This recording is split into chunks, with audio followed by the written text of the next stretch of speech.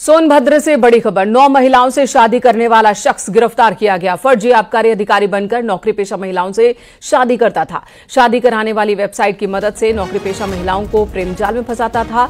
8 से अधिक महिलाओं के साथ धोखाधड़ी के आरोप है।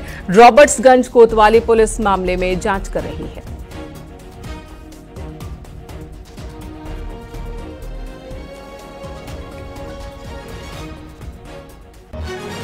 तो फर्जी आबकारी अधिकारी बनकर शादी करने वाला शख्स गिरफ्तार किया है। रंजीत हमारे सहयोगी इस वक्त हमारे साथ मौजूद हैं। रंजीत, इस केस के बारे में जानकारी दे। 9 महिलाओं से इसने शादी की, खुद को अधिकारी बताता था, और क्या जानकारी?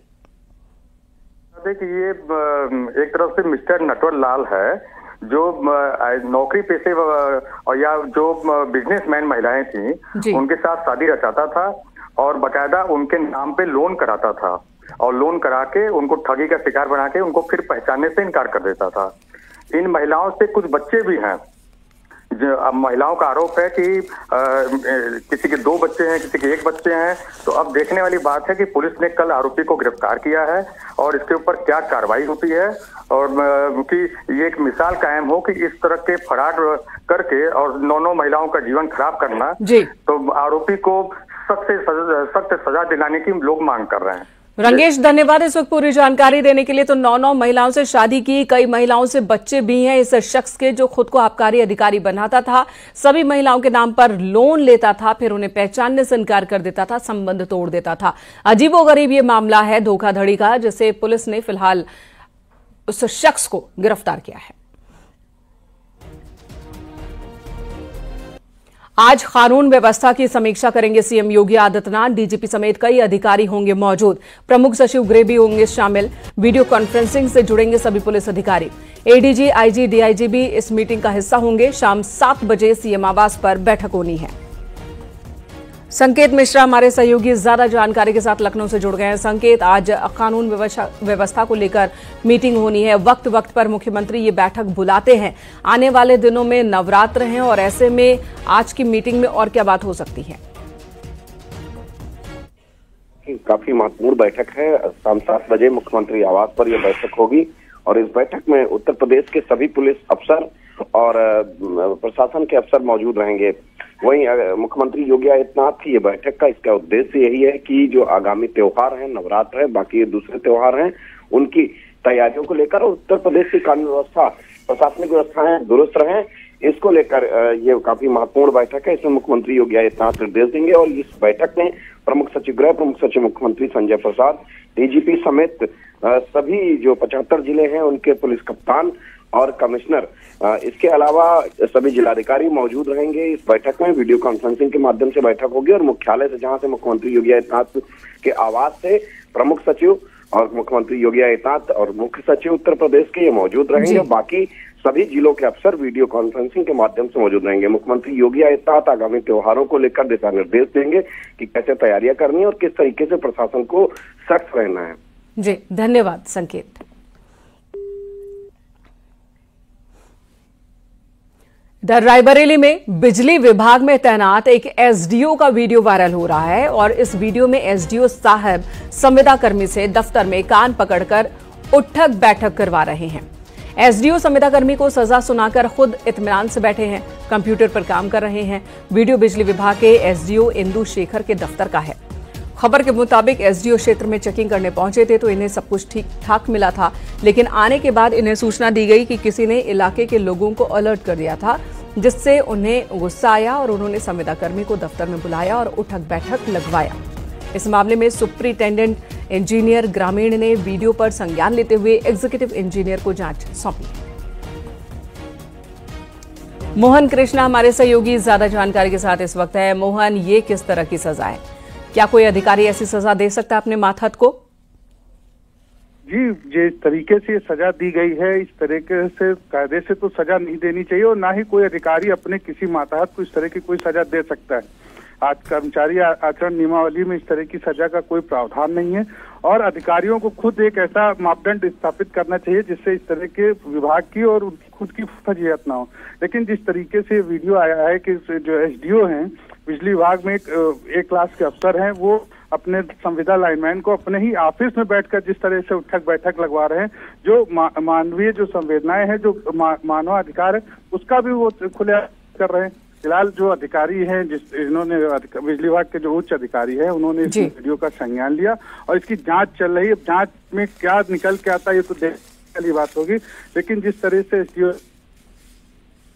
साहब ने ये संविदा कर्मचारी से, जो देखने में ही बहुत गरीब लग रहा है, संविदा पे वो काम कर रहा है, किस तरीके से अपना परिवार को पाल रहा है, इस कहीं ना कहीं ये जो एसडीओ साहब है उनकी मानसिकता का परिचायक है ये। जी मोहन, तो ठीक है, एसडीओ साहब ने अपनी तरफ से सजा दे दी है, लेकिन फिलहाल अब उनके खिलाफ भी जांच की शुरुआत हो गई है। धन्यवाद आपका मोहन, इस वक्त पूरी जानकारी देने के लिए। सुल्तानपुर के कुड़वार ब्लॉक में ग्रामीणों ने प्रधान की अयोध्या मंडलायुक्त से शिकायत की है। ग्रामीणों का आरोप है कि मनरेगा योजना में घोटाला किया गया। गांव के प्रधान कुमुद शर्मा पर 26 लाख रुपए के सरकारी धन के गबन का भी आरोप है। इसके अलावा ग्राम प्रधान पर सुल्तानपुर के सांसद रही मेनका गांधी के निर्देश पर हुए काम को खुद का काम बताने का भी आरोप है। ग्रामीणों ने प्रधान पर कई अन्य फर्जी तरीके से सरकारी पैसे के घोटाले का आरोप लगाया है। मामला यह है, हमारे यहाँ सर 7 काम ऐसे हुए हैं, जो 3-4 रोड हैं।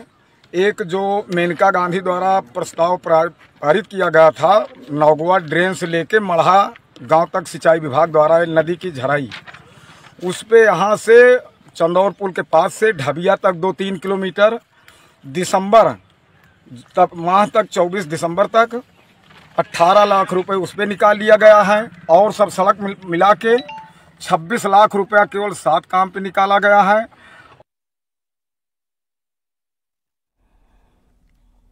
लखनऊ के सैरपुर में महिला की गोली मारकर हत्या कर दी गई। बताया जा रहा है कि 2 गुटों के लड़कों में झगड़ा हो रहा था और इसी दौरान बीच बचाव करने पहुंची थी महिला, जिसे गोली मार दी गई।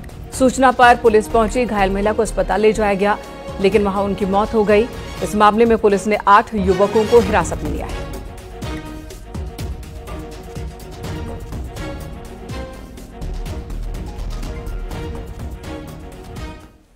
अपराध के खिलाफ यूपी पुलिस फुल एक्शन में है। झांसी में पुलिस एनकाउंटर में एक शातिर को गोली लगी। घायल बदमाश को मेडिकल कॉलेज में भर्ती कराया गया। पुलिस ने बदमाश के पास से चोरी के लाखों के गहने और कैश बरामद किए हैं, साथ ही हथियार भी बरामद किया है। आपको बता दें, 2 दिन पहले पीताम्बरा कॉलोनी में बीजेपी नेता के घर लाखों की चोरी हुई थी। अज्ञात बदमाश ने इस वारदात को अंजाम दिया था। वहीं मुजफ्फरनगर पुलिस ने भी एनकाउंटर में 10,000 के इनामी को पकड़ा है, जबकि उसका साथी अंधेरे का फायदा उठाकर भाग गया। दिल्ली देहरादून नेशनल हाईवे 58 पर पुलिस की शातिरों से मुठभेड़ हुई। इसने जैसे ही पुलिस टीम को आते हुए देखा तो फायर कर दिया। 2 फायर अभियुक्त की तरफ से हुए हैं और जवाबी फायर पुलिस की तरफ से आत्मसुरक्षार्थ 2 फायर किए गए हैं। इस पुलिस मुठभेड़ में बदमाश के पैर में गोली लगी है और मौके से इसे गिरफ्तार करके प्राथमिक उपचार के लिए अस्पताल को भेज दिया गया है। देहरादून में आज धामी सरकार के 3 साल पूरा होने पर फिट इंडिया रन को सीएम धामी ने फ्लैग ऑफ किया। इस उत्तराखंड के मुख्यमंत्री पुष्कर सिंह धामी ने फिट इंडिया रन में अन्य प्रतिभागियों के साथ पुशअप भी किए।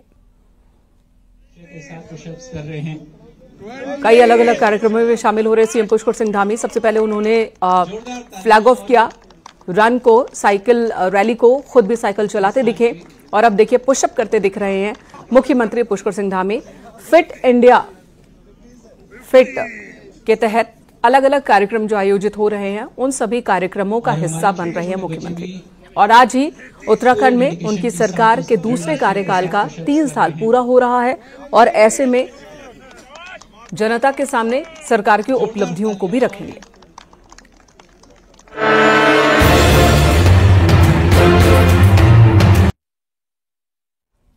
सपा सांसद रमाशंकर विद्यार्थी ने साधु संतों की संपत्ति पर सवाल उठाए। उन्होंने कहा कि समाजवादी पार्टी की सरकार बनेगी तो इनकी संपत्तियों की जांच होगी। बलिया में सलेमपुर के सपा सांसद रमाशंकर राजभर विद्यार्थी ने साध्वी, सन्यासी और साधुओं को लेकर यह बयान दिया और कहा कि समाजवादी पार्टी की सरकार बनने पर इन सबकी जांच करवाई जाएगी। आखिर इनके पास इतनी अकूत संपत्ति कहां से आई? साध्वी, सन्यासी भगवान को धोखा दे रहे हैं, ऐसी बात भी उन्होंने कही।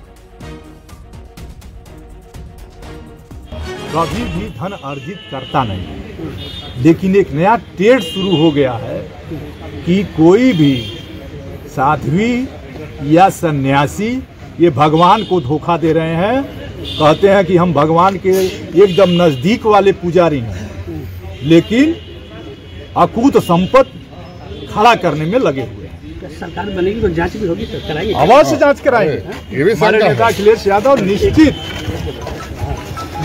जांच कराएंगे।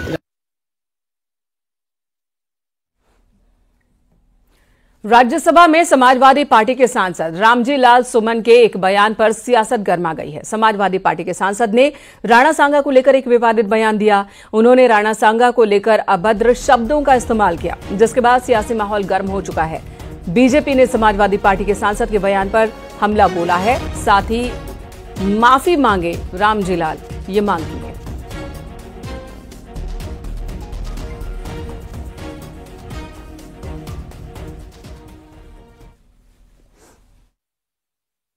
कि बाबर का डीएनए मुसलमान में है।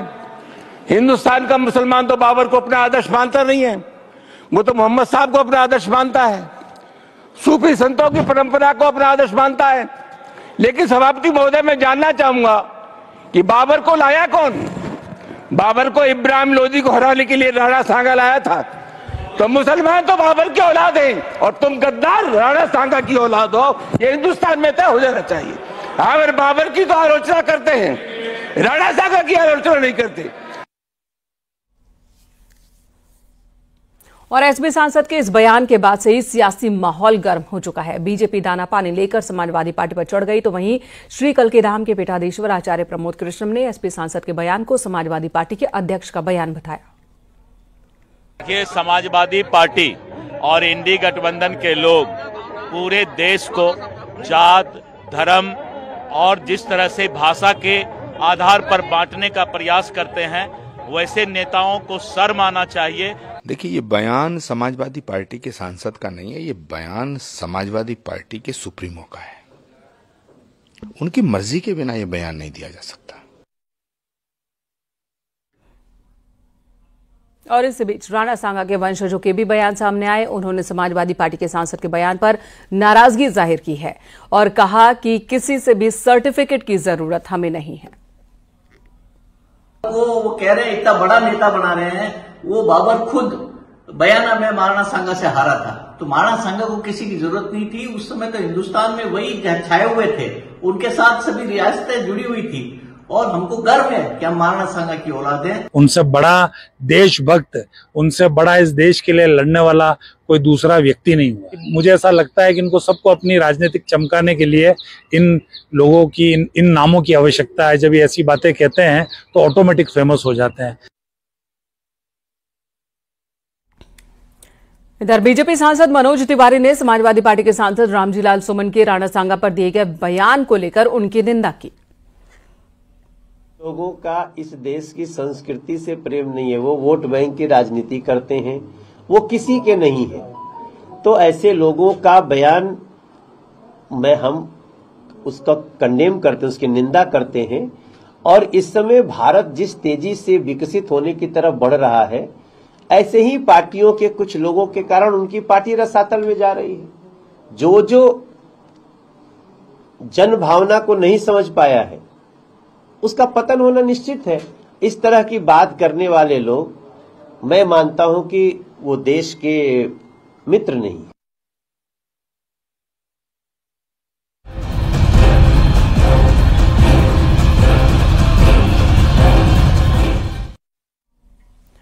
उधर औरंगजेब पर महाराष्ट्र से शुरू हुई सियासी लड़ाई अब आगरा तक आ गई है। दरअसल महाराष्ट्र सरकार ने आगरा में छत्रपति शिवाजी महाराज के लिए एक भव्य स्मारक बनाने की योजना को मंजूरी दी।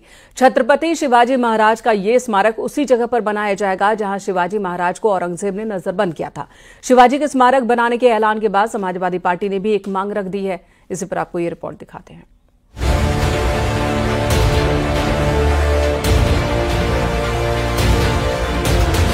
औरंगजेब को लेकर देश में सियासी बवाल मचा है। इस बीच महाराष्ट्र सरकार ने बड़ा फैसला लिया है।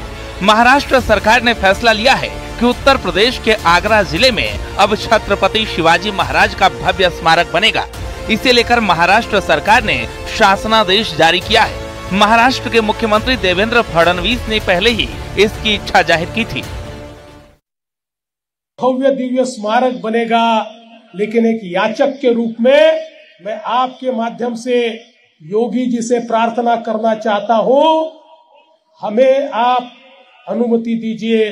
महाराष्ट्र की सरकार इसको अधिग्रहित करेगी, महाराष्ट्र की सरकार इसको एक्वायर करेगी और महाराष्ट्र की सरकार यहाँ पर एक छत्रपति शिवाजी महाराज का स्मारक तैयार करेगी। और मां कसम मैं बताना चाहता हूँ, एक बार ये स्मारक बन गया तो आपके ताजमहल से ज्यादा लोग ये स्मारक देखने के लिए नहीं आए तो मेरा नाम बदल देना, मेरा नाम देवेंद्र फडणवीस नहीं बताऊंगा।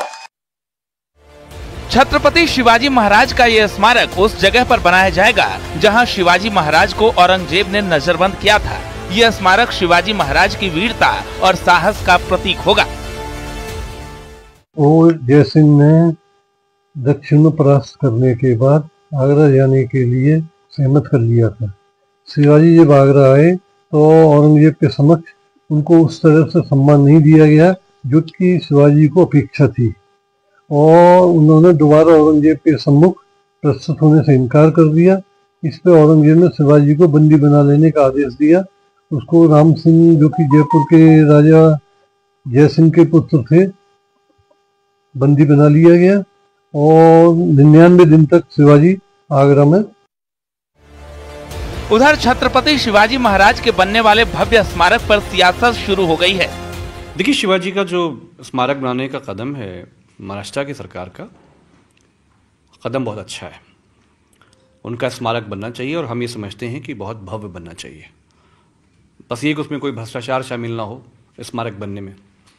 दूसरा ये कि जो शिवाजी की ज़िंदगी है, अगर उनके आईबी चीफ मौलाना हैदर अली का अगर हम नाम निकाल दें, सबसे जो उनके कॉन्फिडेंट थे उनकी सेना में, वो मौलाना हैदर अली थे। तो मुझे लगता है कि उनका भी एक स्मारक बगल में होना चाहिए। हमने तो ये कहा था जब हमारी सरकार बनेगी, पहले तो सबसे पहले महाराष्ट्र में हर घर, हर डिस्ट्रिक्ट में हम लोग एक मंदिर बनाएंगे छत्रपति शिवाजी महाराज को लेकर। और अगर मूर्ति वहाँ पर बन रही है तो मैं उसका स्वागत करती हूँ कि हमारे छत्रपति शिवाजी महाराज की जो गाथा है हर घर पहुँचे, देश भर में गूंजे और देश भर में उन्हें जो काम किए हैं उसको ध्यान में रखकर देश की उन्नति और प्रगति में काम करें। वर्षों से मैं जिस काम में लगा हुआ था, लगभग 6-7 सालों से, अब उसका मेरा स्वप्न और आगरा वासियों का वो स्वप्न साकार होता प्रतीत हो रहा है, जब उत्तर प्रदेश की कैबिनेट ने इशारा दिया है और महाराष्ट्र में फडणवीस जी ने बजट में प्रावधान किया है। दरअसल शिवाजी महाराज को मुगलों ने आगरा में ही कैद किया था, लेकिन वे अपनी चतुराई से वहां से भाग निकले थे। लेकिन वहां उनका कोई स्मारक नहीं है। जब महाराष्ट्र के लोग उस जगह जाते हैं तो उन्हें कोई प्रतीक नहीं दिखता। ऐसे में जिस जगह उन्हें कैद किया गया था वहां पर भव्य स्मारक बनाया जाएगा। आगरा से कामिर कुरैशी, न्यूज़ 18। और अगली खबर उन्नाव से। यहां मुरादाबाद में सांसद साक्षी महाराज ने होली मिलन समारोह में फूलों की होली खेली और कार्यकर्ताओं का उत्साह बढ़ाया। समारोह में कार्यकर्ताओं ने उन्हें सिक्कों से तौल दिया, जिसका वीडियो वायरल हो रहा है। वहीं बाद में सांसद साक्षी महाराज क्षेत्र पंचायत की बैठक में शामिल हुए। आपको बता दें, गंज मुरादाबाद के गांधी मैदान में शनिवार को होली मिलन समारोह आयोजित किया गया था। इस कार्यक्रम में बीजेपी कार्यकर्ताओं ने सांसद साक्षी महाराज को रुपयों से तौल दिया।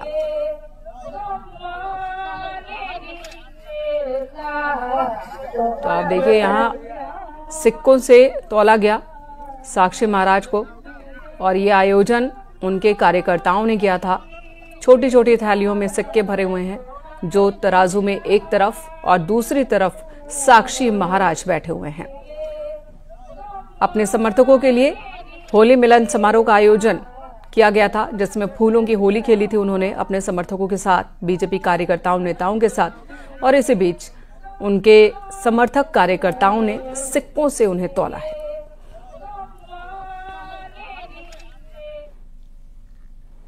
अयोध्या में काशी तमिल संगमम के तर्ज पर अब ओडिशा सरकार की ओर से भी वरिष्ठ तीर्थ यात्रा योजना शुरू की गई है। इसके अंतर्गत गौरव भारत स्पेशल ट्रेन से 775 वरिष्ठ सिटीजन अयोध्या पहुंचे, जहां अयोध्या कैंट रेलवे स्टेशन पर उनका भव्य स्वागत हुआ। सांस्कृतिक और पारंपरिक लोक नृत्य के साथ ही अयोध्या पहुंचे ओडिशा के मेहमानों का स्वागत किया गया रेलवे स्टेशन पर। रविवार को ये सभी श्रद्धालु रामलीला और हनुमानगढ़ी के दर्शन करेंगे।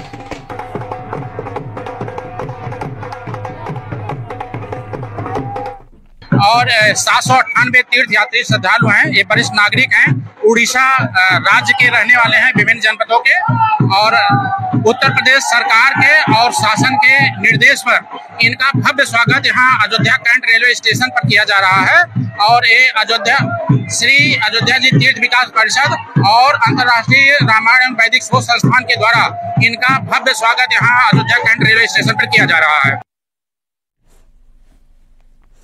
इधर गाजीपुर में गांव वालों ने मिलकर एक अनोखी पहल की है। बिना सरकारी मदद के ग्रामीण मगई नदी पर पक्का पुल बना रहे हैं। ये पुल कयामपुर छावनी समेत कई गांवों को जोड़ेगा। नोनहरा क्षेत्र के कयामपुर गांव में 108 फीट लंबे इस पुल का निर्माण कार्य आधा पूरा हो चुका है। आपको बता दें, आजादी के बाद से ही ग्रामीण पुल की मांग कर रहे हैं। लगातार शासन और प्रशासन से इन्होंने गुहार लगाई, लेकिन कोई सुनवाई नहीं हुई, तो अब गांव वाले खुद ही पुल निर्माण में जुटे हैं। इसकी जरूरत आने जाने में हम लोग को बहुत डबल माने फजियत था, दिखदाइया था। तो अब हम लोग आपस में सब जनते मिलकर इसको बनवाने का जो है कि तय कर लिए। इसका जो है कि भूमि पूजन शिलान्यास शेखर कुमार यादव न्यायमूर्ति इलाहाबाद, उनके द्वारा इसका जो है कि शिलान्यास कराया गया।